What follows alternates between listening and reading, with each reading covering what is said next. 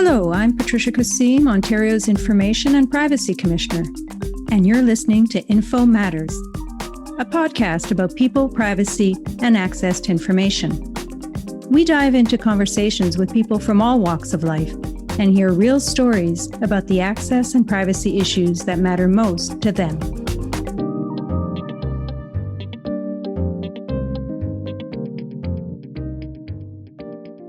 Hello, listeners, and welcome to another episode of Info Matters. Thank you for joining us.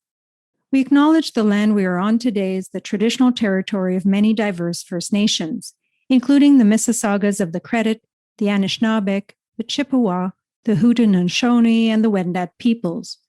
We also acknowledge that Toronto is covered by Treaty 13, the Williams Treaty, and the Dish with One Spoon Wampum Belt Covenant, an agreement to peaceably share and care for the resources around the Great Lakes. Today, the meeting place of Toronto is still the home to many Indigenous peoples from across Turtle Island. We respect the long-standing relationship that Indigenous peoples have to this land as the original caretakers, and we are grateful to work with and live alongside the nations on this territory. It was in 1996 that the report of the Royal Commission on Aboriginal Peoples was published. The OCAP report spoke to the problematic relationship that Indigenous peoples have historically had with researchers, academics, and other data collectors. The report spoke of Indigenous peoples not having been consulted about what information should be collected, who should gather that information, who should maintain it, and who should have access to it. It recognized the need for First Nations, Inuit, and Métis people to govern their own data. Today's episode focuses on the right of First Nations in particular to own, control, access, and possess information about their peoples. This right to data sovereignty is fundamentally tied to self-determination and to the preservation and development of their culture. My guests for this episode are Dr. Jonathan Dewar, Chief Executive Officer of the First Nations Information Governance Centre, and Ms. Carmen Jones, Director of Research and Data Management for the Chiefs of Ontario. Jonathan and Carmen have joined me today to discuss ownership, control, access, and possession of First Nations data, more commonly known as the OCAP principles. Jonathan's area of expertise include First Nations data sovereignty, information governance, and research ethics. His work at the First Nations Information Governance Centre is to ensure ethical data collection and that First Nations communities are empowered to use their data for their needs. Carmen led the implementation of the First Nations Data Governance Agreement between the Chiefs of Ontario and the Institute for Clinical and Evaluative Sciences, or ICES, and works directly with First Nations communities in Ontario to facilitate the implementation of the OCAP principles on the ground. Jonathan and Carmen, welcome to this episode of Info Matters. Let me start with you, Jonathan. Can you describe for us the work of the First Nations Information Governance Centre? I'm joining you from Ottawa, which should be better known as the traditional and contemporary unceded territory of the Algonquin Nation. And I say it in that way for a very particular reason. For us to acknowledge the territory that I'm in, we need to not just refer to it as a traditional territory, something that is in the past, but a contemporary unceded territory. And that's acknowledging the future that we have to move into. I'll give you the elevator pitch to get us started, but the work that we do actually goes back over 20 years. Though FNIGC, as it's now known, is only 11 years old as a standalone organization. So today we're most known for our national survey work, and that's the long-standing First Nations Regional Health Survey, and then the thematic surveys we do under the title of Regional Social Survey. And so we've done education, early learning, education, employment, most recently labor and employment, and we'll have additional themes in the coming years. We're also known for research work that we do, which aligns with priorities that have come out of that survey work over 20 plus years. And then I think many people know us as the national stewards of the OCAP principles. So FNIGC and OCAP, if they're known, they're largely known for that work. And I think what your listeners need to understand is that we are a national organization that exists because the 10 First Nations regions in Canada choose to come together to do work that is best done or necessarily done at a national level. And so we are the organization that does that national level work. Our regional partners handle the regional and sub-regional work that may be done as a part of those national surveys, as a part of the research work, and as a part of the education and training work that we do. So, what does the acronym OCAP stand for? And more importantly, what does it really mean? So, OCAP stands for Ownership, Control, Access, and Possession. And it's meant to be a tool, first and foremost, for First Nations, but then also for anyone who might work with First Nations to ensure that First Nations are able to exercise their concept or concepts of First Nations data sovereignty. We say First Nations, plural, because there are many First Nations in Canada, many First Nations languages in Canada. There's a great deal of diversity across and within First Nations in Canada. So it is important to understand that. And so when we talk about First Nations data sovereignty, or we talk about the First Nations principles of OCAP, we are talking about different First Nations. And so the vision of our organization is that every First Nation will achieve data sovereignty in alignment with its distinct worldview. And this is to acknowledge that diversity and the fact that First Nations are not a monolith in Canada, right? These are incredibly rich and old cultures and nations that have developed over millennia. And while there may be similarities, there can also be incredible differences. And so the OCAP principles are a set of principles at a high level that First Nations can come together on. We work at the level of principle as FNIGC, but First Nations, the rights and title holders, work at the level of definition and implementation. And so it is a First Nation, in accordance with its First Nations laws, from time immemorial to contemporary understanding of those laws, its worldview, its traditional knowledge, its contemporary knowledge, all of those ways, it approaches ownership, control, access, and possession in a particular way. A First Nation defines ownership, control, access, and possession, and then implements it accordingly. So in that sense, it is the rights and title holders of a nation or a community within that larger nation context who take the principles, which is a great starting point, take the principles and make them live.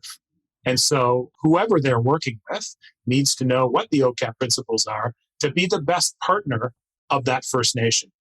Carmen works with one of our regional partners, the Chiefs of Ontario.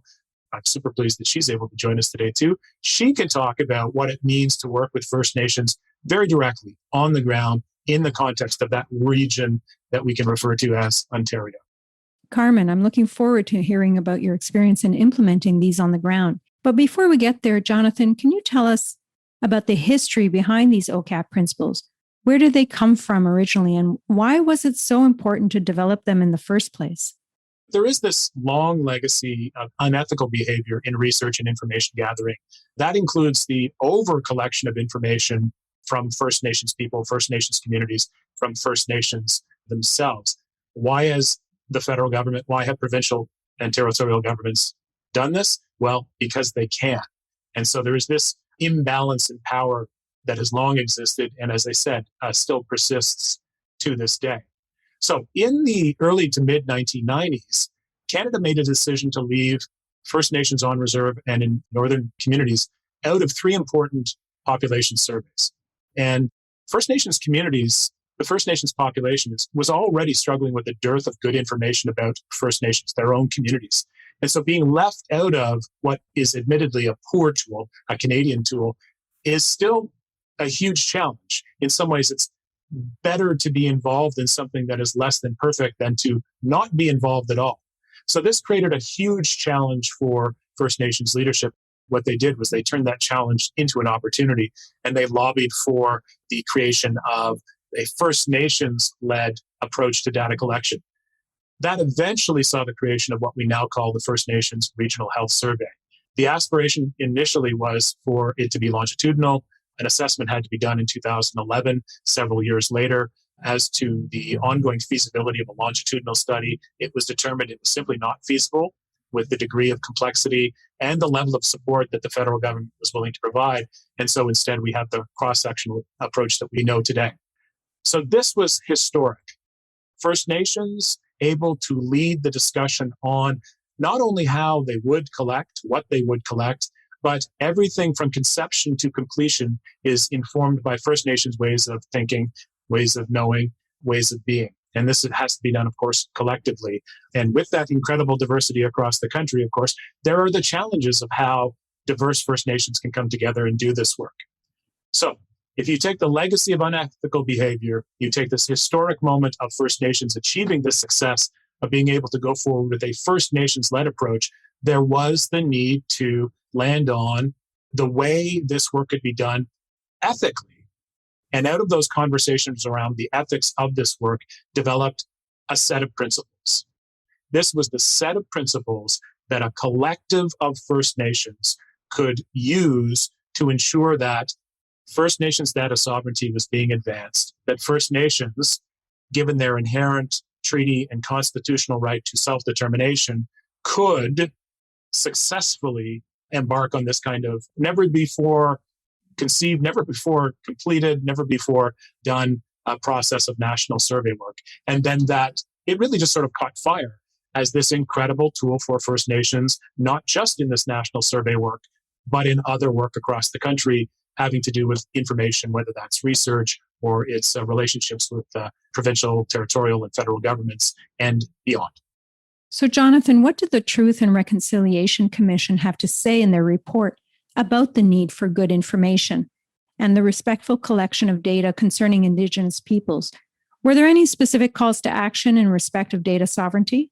So the Truth and Reconciliation Commission, in its large report, which everyone, of course, should read, it doesn't make specific reference to First Nations data sovereignty or the OCAP principles, but it certainly makes repeated reference to the importance of the Royal Commission on Aboriginal Peoples report, which you referenced earlier. So that was in 1996.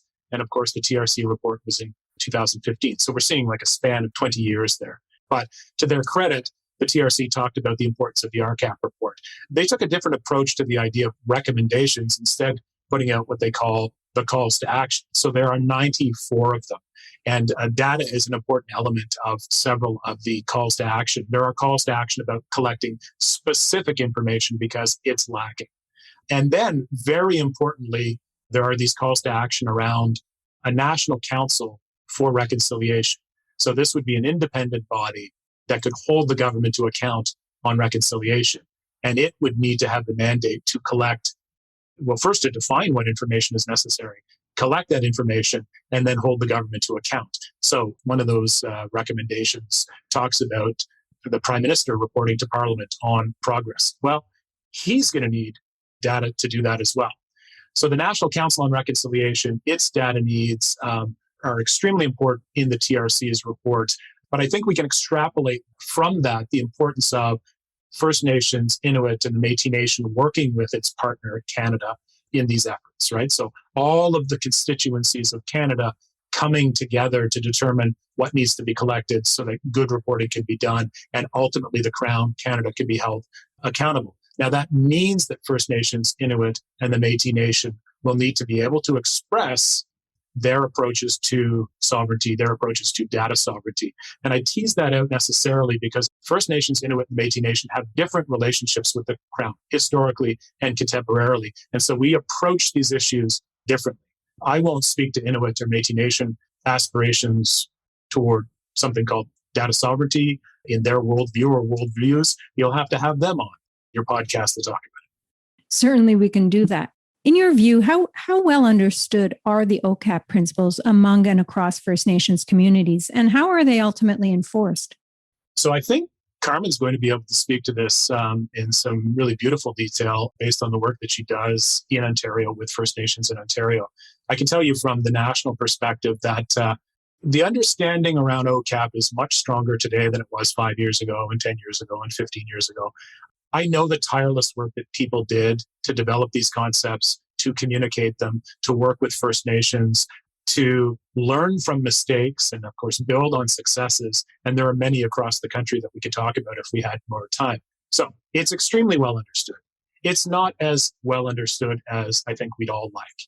The problem is First Nations, First Nations governments are the most overinscribed governments on the entire planet. They're municipal, they're regional, they're provincial, territorial, they're federal, all wrapped into one, right? And so given that workload, First Nations governments, they simply don't have the resources they need. To say nothing of the inequities that exist because of the Indian Act, because of the legacy of colonialism. I mean, you only need to look at front page news stories about the underfunding of First Nations education on reserve, the underfunding of child welfare. I mean, these are front page stories in all jurisdictions across the country.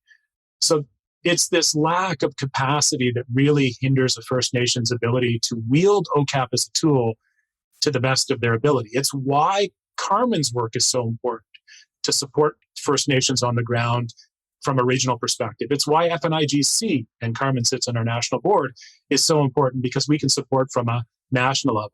And one of the ways that we support from a national level is we do the education and training, or at least the first step of education and training around the OCAP principles. So if you go to our website, fnigc.ca, you'll find all kinds of information on OCAP. You'll also find instructions on how to take the current online fundamentals of OCAP course. And that's a sort of OCAP 101 course that can get people started. That's for both First Nations people, communities, nations, and organizations, but also for non-Indigenous people, whether they're working with First Nations now or not. This is an important tool for people to have in their toolbox. So while we want to do better, I'm incredibly impressed with the progress that has been made over 20 years. But the truth is, we want your office and all of the colleagues you work with across Ontario to be expert in that tool that is OCAP, both what it is and how to wield it. And if we're not there yet with you, it shows that we have some work still to do. But that's what we're here for. Thank you for that, Jonathan. And we're always looking to learn more. And we'll certainly take you up on your offer of more education. And speaking of our office, of course, as the Information and Privacy Commissioner of Ontario, I'm curious to know why privacy isn't mentioned as one of the OCAP principles. Was it not considered as important 25 years ago when these principles were developed, or do First Nations just have a different conception of privacy? Jonathan, what's the reason why privacy doesn't feature in your OCAP principles? Yeah, it's a good question, and I won't be able to give the definitive answer. I'll say this: we have recently done a paper that's going to be coming out, and we have plans for the coming years to do a great deal more work in this area. I think you know well that Canada has been looking at the Privacy Act and related legislation, and there will be changes to the information regime, if we can call it that. There were a series of discussion papers that came out, I think, from Justice, and we have responded to that constructively. So that information is going to be coming out. It's a very long paper, so I won't try to say everything that is in that document. But you hit on something in the end of your question, which was, do First Nations have a different concept of privacy? And the simple answer to that is yes. One of the problems is Canadian law really falls down on this issue for First Nations because the focus is on the individual and not the collective. First Nations have a collective right to privacy, but where is the Canadian law that supports that? Well, it doesn't exist. First Nations, from time immemorial, have had concepts of privacy. They've had First Nations laws. Now, these would, of course, be in original languages, and not using the English word privacy. But that exists, and that knowledge is in communities, it's in First Nations. And so that has always been there. The problem has been Canadian law essentially overshadowing First Nations law. It's that imbalance of power that we've talked about. And that's one of the things that we have to rectify within our work toward reconciliation, whatever that is. Canada and First Nations, if they're truly in nation-to-nation relationships, need to reconcile that. And so what can Canadian law do alongside First Nations law? First Nations law being the more ideal place to articulate what it means for the collective to have a right to privacy. So could there be a second P on OCAP? That's an interesting thought. We will certainly take that back into the collective conversation that we have.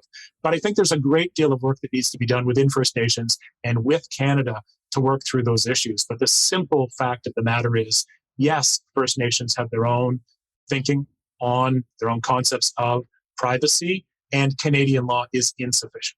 And do you think Canadian privacy laws should evolve to include this collective notion of privacy or group notion of privacy? Well, I'd go further than should and say it has to evolve.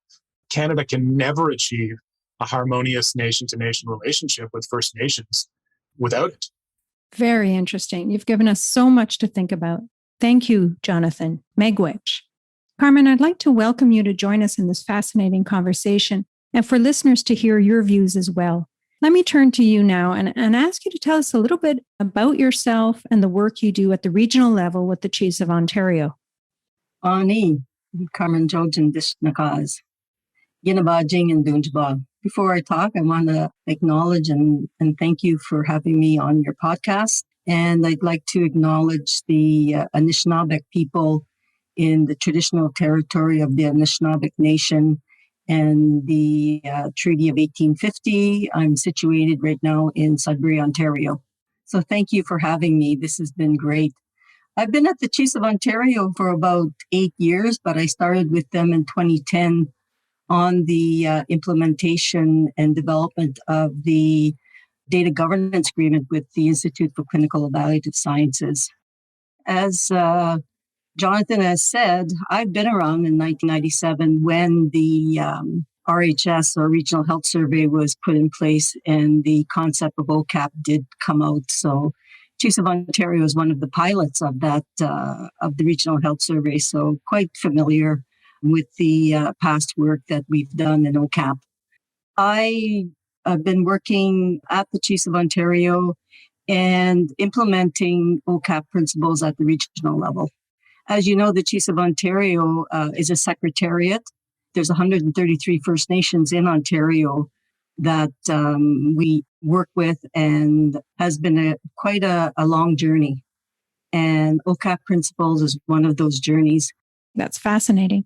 I understand your role actually involves implementing OCAP principles through data governance agreements with health research organizations. For example, you mentioned the one between First Nations community and the Institute of Clinical and Evaluative Sciences, or ICES. So on the ground, Carmen, what does that work involve? When you're actually negotiating research agreements at that level, how do you explain the importance of integrating OCAP principles?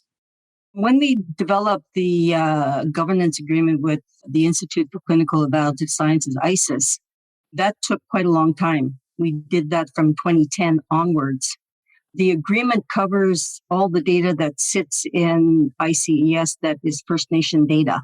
And the communities can access their data at the Chiefs of Ontario. We've negotiated also an agreement with Indigenous Services Canada to bring over the Indian Registry into ICES.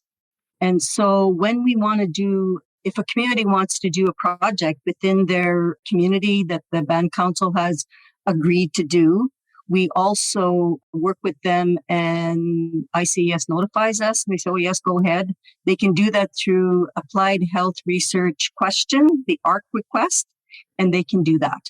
As well, as part of our data governance agreement with ICES, we've put in place a data governance committee that oversees all research projects that are regional, that are wanting to access First Nation data at ICES. So it's a process. They put in an application, we review the application, it goes to the committee, we make sure that the OCAP principles are actually followed. One of the things that happens a lot of times is that researchers look at OCAP and say, oh, it's a barrier. You know, like, why do we have to go through all of this? But I think the most important thing that we have to understand is that it's a tool to work better with researchers, to be able to have data that's interpreted by First Nations people. Many of the research that came out years ago, which has harmed our people, did not shine the light on our people as a resilient people. And so it happens a lot of times, researchers say, well, why do we have to go through all this to understand OCAP?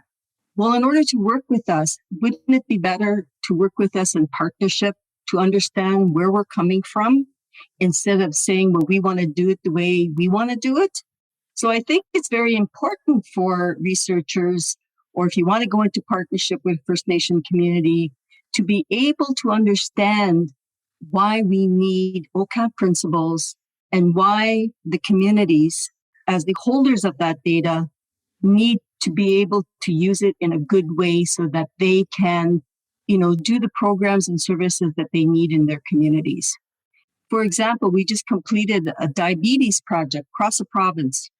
And that really helped in, showing that our diabetes rates, particularly in children, are going up. So we used our own data to show that these are the things that we need to have done, but we did it in a good way. And the researchers that worked with us was in partnership, which makes a very big difference, is instead of having researchers that come to us and say, we want to do this because it's part of our PhD, or it's part of I need to do a report, or I have to be published. Well, don't you think it's better to work with us so that you know how that we look at things? So that's a lot of the work that I do. Fascinating. I think you make a very, very compelling case for the need for education to really help researchers gain better understanding of the people with whom they work and how these OCAP principles, far from being a barrier, can actually be an enabler, as you say, to sound research and ethical data collection. So when these OCAP principles are applied properly and appropriately, in what ways can data collection, data sharing, and data governance in general actually affect positive change in the health of First Nations communities? Are there examples you can share with us of how good research, ethically done, respectful of First Nations and their data sovereignty, resulted in positive changes in the health of First Nations?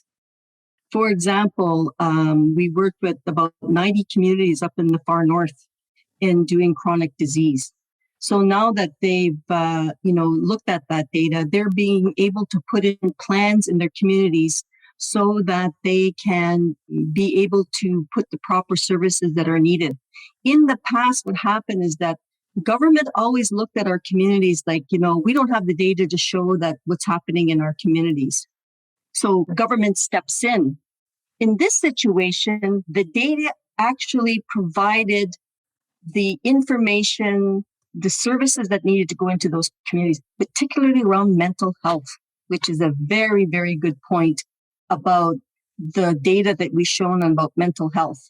We had to look at mental health in a different way. You have to look at the past of our people. You have to look at what's happening now. You have to look at what's going on in the communities. So that data was collected and it was given back to the communities, and they were able to put in mental health services in their communities. That's a really positive health change. Instead of always having a situation where it's always like, oh my God, they can't do it. Yes, we can. Just give us the data. When you equip a community with the data that they need, then they can govern their community properly. And I think that's the key issue that we try to push out to our communities. We are in baby stages in Ontario. We are working with FNIGC to develop a research and information and governance center in Ontario, and trying to give that understanding what OCAP means, how to work with our communities, and having that, patient-oriented research, which is very important as well. Indeed, those are very powerful examples. Thank you, Carmen. I guess one last question I'd like to ask you from the perspective of First Nations is how willing are communities to participate in these types of research projects?